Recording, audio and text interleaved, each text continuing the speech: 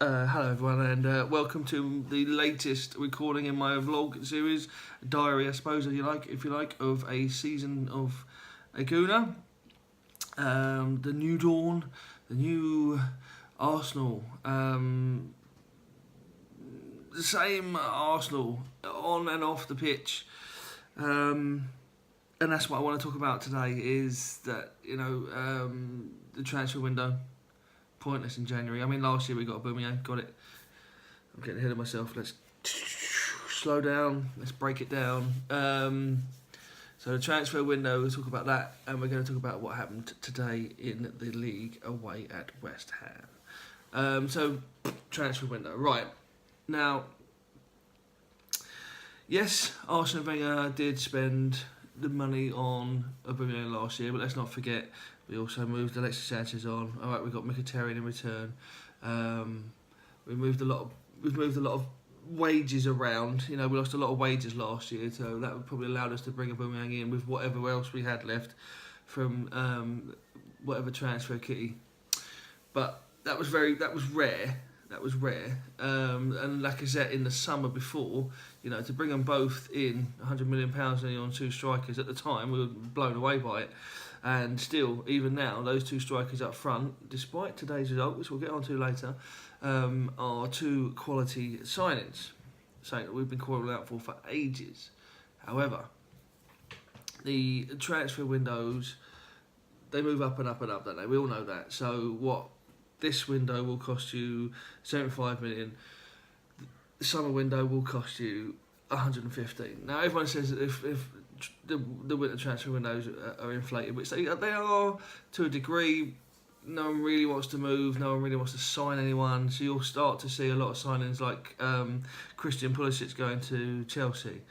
And that obviously signals the end for either Giroud or Morata, maybe both, who knows. But what they've done is they've signed him and then loaned him straight back to the club. So, I think that's probably that. This is what's going to happen in the January transfer windows from now on. I think that's a standard for what's going to happen. I think Chelsea have made a good move, and it's an intelligent time to do it. You're going to get the player, that's fine. You probably haven't paid as much money now as you would have done in the summer because other teams might have come in for him. Whatever. So they've obviously been doing the groundwork beforehand. And he gets to stay at home. He gets to learn English in his own country or whatever. He gets to learn. Become a Chelsea player, but not at Chelsea, and then he can sort of hopefully hit the ground running for them. I really, genuinely, as much as I hate to praise Chelsea, I think that's a really good thing for them to do. And it's like I say, I think that will be the way January transfer windows go. Just not at the Arsenal. Silent Stan, the Wigster, has decided we haven't got any money now. There are conflicting stories with this. That the money was all spent by Wenger last transfer window. Doesn't really ring true because we spent a little bit of money, not a great deal, but we spent a little bit of money in the summer. There's also this, the financial turnover of the club is still not what it should be in terms of being able to bring in Champions League-esque players because we're not in the Champions League. And so it's like a bastardised version of the financial fair play rules in that we can't go over our wage bill, and our wage bill is Champions League level, and we're in the Europa League, and there's no way of getting around that. It could be one of the reasons why Aaron Ramsey's been allowed to go, because we can't afford another Champions League pay packet on the wages structure. Maybe they want to keep Ozil, but now it doesn't look like they do, does it? Again, we'll get to that in a bit. But Silent Stan is obviously not making money available for transfers for whatever reason. I was hearing something on the radio the other day that the money that we'd stockpiled before Arsene Wenger left, we can't touch in terms of transfer now because it was a revenue outside of our matchday revenue or something like that. It was a twist on it, so we've been putting all our eggs on that basket, and then we can't use that as a transfer kitty because of the way we've gained that money. Next summer, when the Puma deal finally finishes, which we've been tied into for a long time, which was great at the time, money-wise. At the beginning, when we first signed it, everyone applauded Gazidis for it, but it's dragged on for a long time, and they've only been paying minimal money towards the end of the contract. That finishes in the summer, and we go back to Adidas, and apparently that's going to be, that's a big chunk of money that Emery's going to be able to spend in the summer window. But of course, what else happens is everyone knows that we are in the market for certain players. Everyone knows we need a new defender. We were looking for wingers, which is why Denis Suarez is being mooted. Now, the thing with Denis is, right, that you're going to get loads of would-be experts coming on and telling you that they've seen him on YouTube, blah, blah, blah, blah, blah, blah, blah, blah, blah. Listen, I actually think this might be a bit of smart business play by Arsenal as well, by coming out and saying we can only take loan deals on. Personally, for me, I think this is them saying, look, Denis Suarez is a good kid, good player. He can't get in your first team, Barcelona. We're not going to spend €35 million or whatever, or £35 million, whichever it's been quoted. We're going to spend that much money on a kid who can't get into your team. Under Arsene Wenger and the transfer dealings beforehand, we might have done. That might have been where we would have gone. I think they've come out there and said, oh, we can't afford that, it'll have to be a loan. If it's a loan and he does well, then well, maybe we'll take him on. And I think that's quite a smart move, if that's what's happened. I'm not saying it is, but that seems to be, as an outsider looking in, that might be what's happened there. And I'm sort of happy with that, we've never been... Right, hang on, let's start this again, right? So, let's go back to Wenger. Towards the end of his tenure at Arsenal, people were saying to him, or singing from the stands, spend some money, third or fourth place, woo, big. It was seen that third or fourth place wasn't an achievement. I think now you're seeing just what an achievement it was with the squads that he had. He kept getting chipped away at the squads, and he still kept getting up there and thereabouts. Yes, I know he finished outside those places in his last season, but that's because other teams caught them up financially. Spurs had a season, are having seasons beyond their wildest dreams, really, and they're still not winning the league, because teams like Liverpool, Man City and Chelsea are just that step further than everyone else. Sorry, I've got to keep doing this thing, I don't mean to do it. But let's not forget that in the Invincibles season, Arsene Wenger spent a lot of money. Yeah, he got Sol Campbell on a free transfer. But, okay, let's not even look at the Invincible season. Let's look at his transfer dealings on a whole. At the time, Arsenal's record transfer was £2.5 million for Ian Wright. Obviously, as the transfers went on and on and on, we still didn't break that. £7.5 million for Dennis Bergkamp after Wrighty. And then we had players like Henry, Reyes, Wiltor. They're all in the 10 plus million bracket. He bought Gervinho for 10 million. It might not have been the greatest purchase ever. I mean, that's right up there. Let's be fair. Gervinho is more about the head than anything else. But there are other. Wenger wasn't afraid to spend the money on the people that he thought were the right people. Sanchez, Ozil, Aubameyang, Lacazette. So you've got what? 70.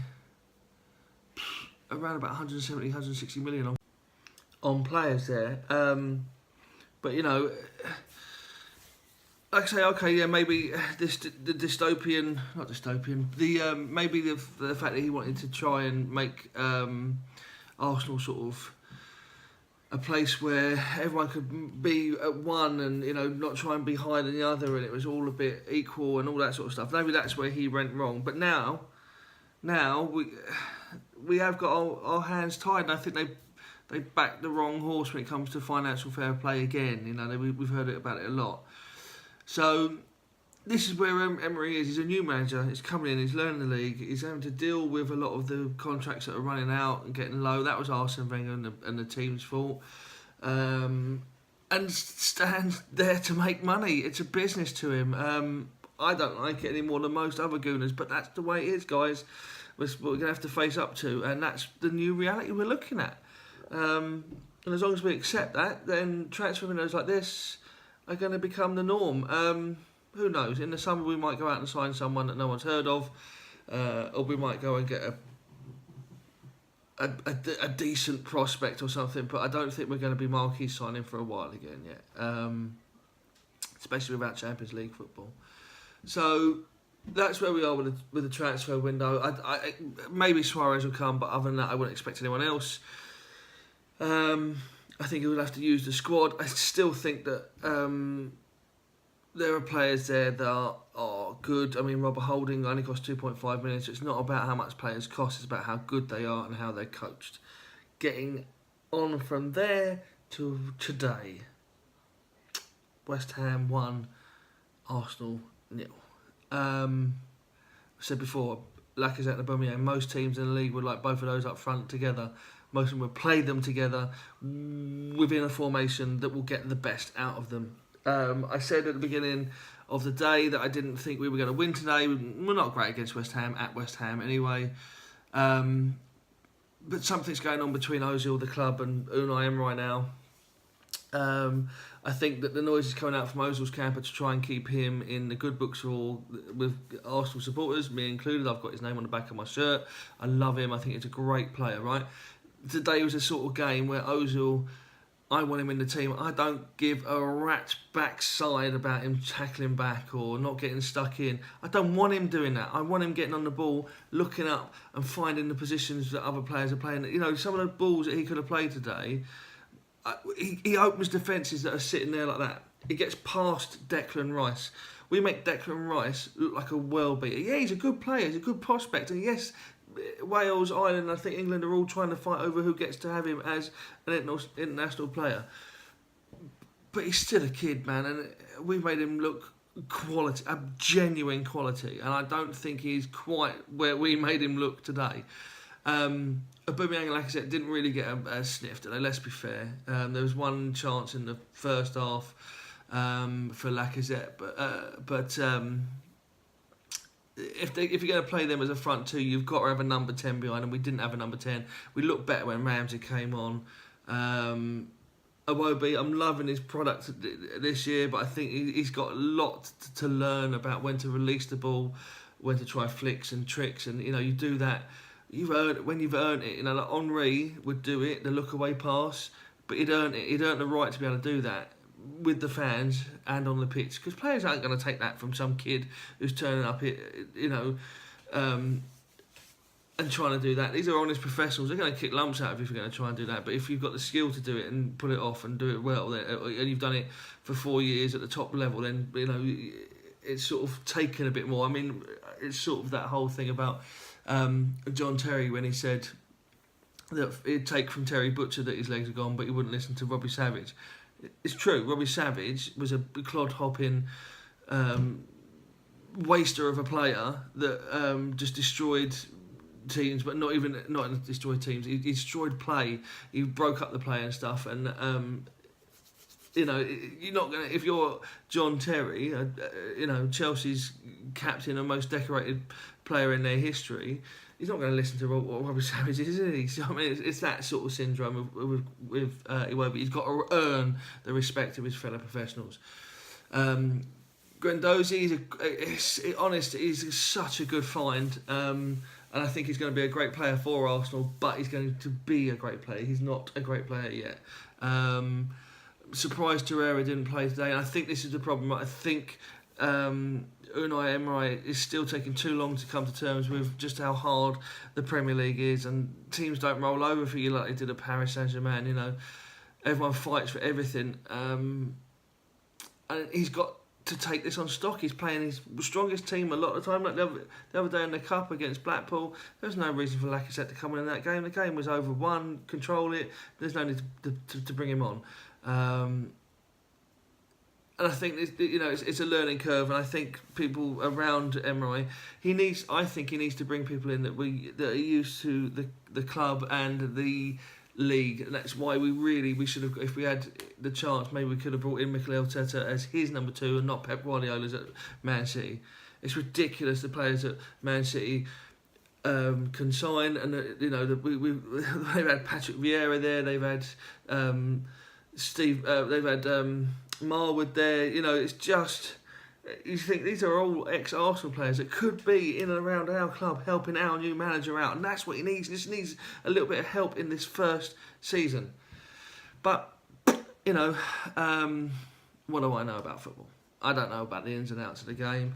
I'm not as intelligent and as clever as DT and Robbie talking to Mia Khalifa. They're obviously the real geniuses when it comes to this club and the ins and outs of it. I'm just a fan that gets to go occasionally and gets to watch him on telly whenever he can. Only 40 odd years not 40 odd years, I'm only 42. But what I'm saying. I follow this club. I support, as I've said before, I support the club, not the people playing for it. I have my favourite players, of course you do.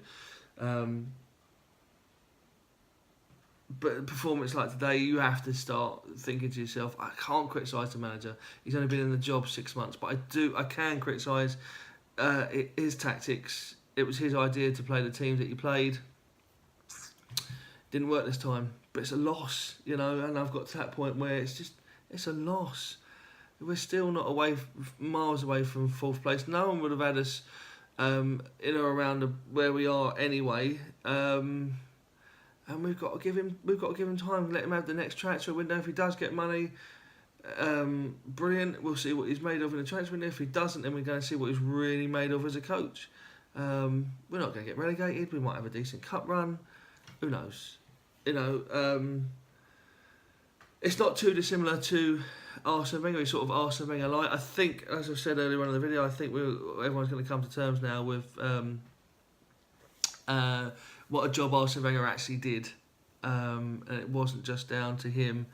It was a lot of the backroom staff and backroom trouble or whatever was boardroom trouble is why he was where the position he was. It's West Ham. We lost. We move on and we go again. It's sort of deflated in a non-deflating sort of way. I've come to terms with it already. I had the feeling at the beginning of the game that we were going to lose today because it's just one of those things like Sami Nasri coming back and Marco Arnautovic's the whole thing there, and Aaron Ramsey. It was just leaning towards that sort of a day, and that's how it turned out. So let's not get too downhearted about it. It wasn't like we were tonked again by Liverpool, like we were against Liverpool. I've seen that. 2 away losses in a week. Yeah, but we got destroyed last week, and this week we were just a little bit unlucky. I think the West Ham goal was coming. I think we could have stepped up a gear ourselves to get an equaliser. We didn't do it, but they didn't really. They deserved the win, but not by much, and that's what happened. So, there we go. That's my take on it. Let me know what you thought, and let's see what happens in our next game. Cheers, everyone. Good night for now.